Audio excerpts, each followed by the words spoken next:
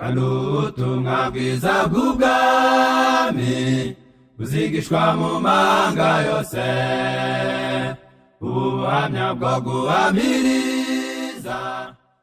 Ni ukuri ibyahanuwe ntabwo bizabura gusohora, nk'uko byahanuwe ngo ubutumwa bwiza buzabwirizwa hose, mu bakomeye, mu boroheje, iburasirazuba n'iburengerazuba. Ubu ngubu hagezweho ni mu nzu y'ibitabo Summit. Nyiramaso atungirwa agatoki ibindi akirebera. Nk'uko mubibona rero, nyuma yo kunyurwa n'inama atanga n'ubufasha atanga n'ibitekerezo ndetse n'amahugura aha benshi, inzu y'ibitabo yifuje gutumira Muzehe Nzungu Gad kugira ngo inshuti, abakunda inama ze mwese muzaze muri benshi, mwongere mwicare mwumve impuguro z'umusaza, murararitswe, ntihazagire n'umwe usiba cyangwa se ngo akererwe. Ibyo bizabera kuri Centre Saint Paul, no kuva saa 7 z'umugoroba kugeza saa 1, ntihazagire ubura cyangwa se ngo akererwe. Bakunzi b'ubutumwa bwiza, ni ukuri kubura ahangaha ni igihombo.